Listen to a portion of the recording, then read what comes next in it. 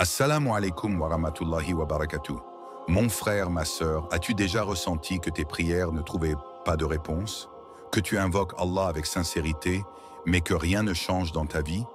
Peut-être que, sans t'en rendre compte, certains comportements bloquent l'acceptation de tes invocations. Aujourd'hui, nous allons voir 5 erreurs qui empêchent tes prières d'être exaucées. Écoute bien, car le dernier point concerne beaucoup de monde sans qu'ils ne s'en aperçoivent. 1. Le manque de sincérité et d'effort. Imagine un homme qui plante une graine dans son jardin, puis s'assoit et attend qu'un arbre pousse sans jamais l'arroser ni en prendre soin. Est-ce que cet arbre grandira? Bien sûr que non. C'est exactement ce que beaucoup de croyants font avec leurs prières.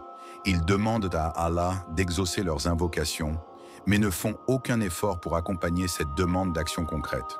Le prophète a dit: si vous comptiez véritablement sur Allah comme il convient, il vous donnerait votre subsistance comme il la donne aux oiseaux. Ils partent le matin le ventre vide et reviennent rassasiés. Tirmidhi.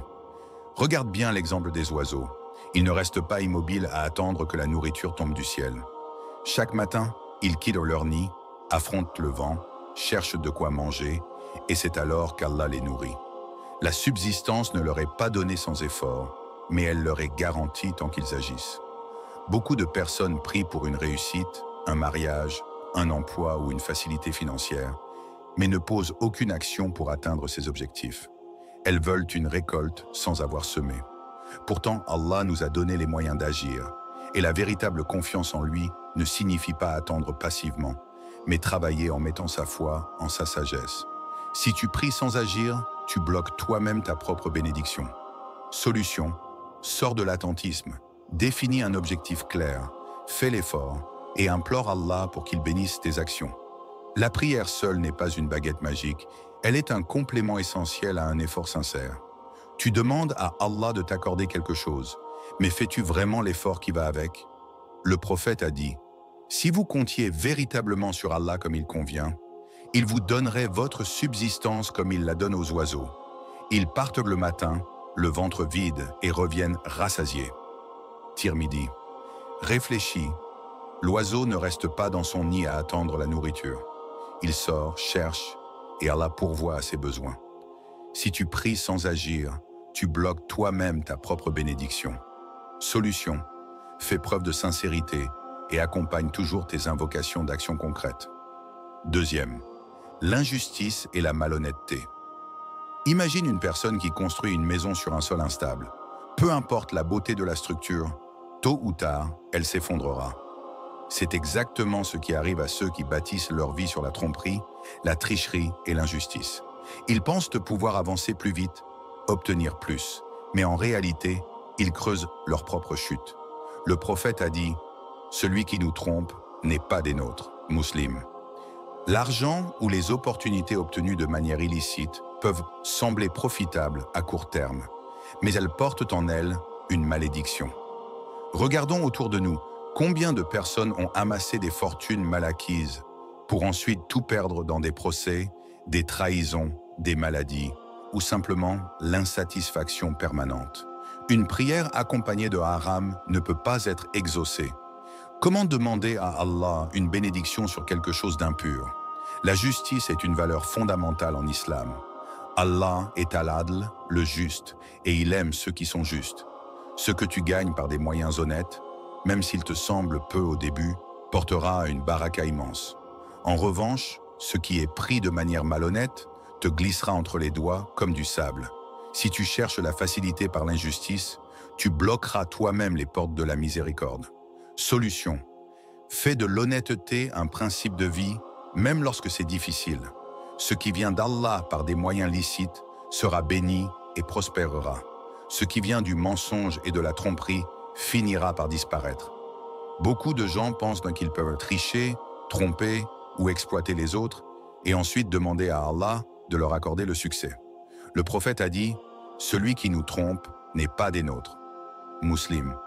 L'argent ou les opportunités obtenues de manière illicite peuvent sembler profitables au début, mais tôt ou tard, elles se retournent contre nous. Une prière accompagnée de haram ne peut pas être exaucée. Solution: sois honnête et évite tout ce qui pourrait souiller la pureté de tes gains et de tes actes. Troisième, négliger la prière et la connexion avec Allah. Imagine un ami qui ne te parle que lorsqu'il a besoin de toi. Jamais il ne prend de tes nouvelles, jamais il ne te remercie, jamais il ne partage un moment avec toi. Et puis un jour, il vient te demander une énorme faveur. Quelle serait ta réaction? Est-ce que tu serais vraiment motivé à l'aider? C'est exactement ainsi que beaucoup de gens traitent leur relation avec Allah. Ils l'oublient dans leur quotidien, mais dès qu'un problème surgit, ils se précipitent pour faire des invocations, espérant une réponse immédiate. Allah dit dans le Coran, « Ordonne à ta famille la prière et fais-la avec persévérance. Nous ne te demandons point de nourriture, c'est nous qui te nourrissons. » Sourate Taha 2032. La prière n'est pas une simple formalité, c'est un pont entre toi et ton Créateur. Quand tu la négliges, ce pont s'affaiblit et avec lui, la proximité d'Allah dans ta vie. Beaucoup de personnes se demandent pourquoi elles ressentent un vide, pourquoi elles n'ont pas de paix intérieure, pourquoi leurs efforts semblent vains. La réponse est souvent simple, l'absence de connexion avec Allah. Si tu retardes ou délaisses la prière, cela enlève la baraka dans ta vie. Solution, reprends la prière avec sérieux. Fais-en un moment de calme et de connexion sincère avec Allah. Plus tu seras régulier, plus tu verras les effets positifs se manifester dans ta vie. Comment peux-tu espérer qu'Allah exauce tes demandes si tu ne fais même pas l'effort de maintenir une relation avec lui? Allah dit dans le Coran, « Ordonne à ta famille la prière et fais-la avec persévérance. Nous ne te demandons point de nourriture, c'est nous qui te nourrissons. » Sourate Taha 2032. Si tu retardes ou délaisses la prière, cela enlève la baraka dans ta vie. Solution, fais de la prière une priorité absolue. Elle est la clé qui ouvre les portes de la miséricorde divine. Quatrième, la jalousie et la médisance. Tu regardes ceux qui réussissent, et au lieu de t'inspirer, tu les critiques ou les envies. Le prophète a dit, « Ne soyez pas envieux les uns des autres, ne soyez pas haineux et ne vous tournez pas le dos. » Bukhari et Muslim. La jalousie est un poison qui ronge ton cœur et qui bloque tes propres bénédictions. Celui qui passe son temps à critiquer les autres oublie de travailler sur lui-même.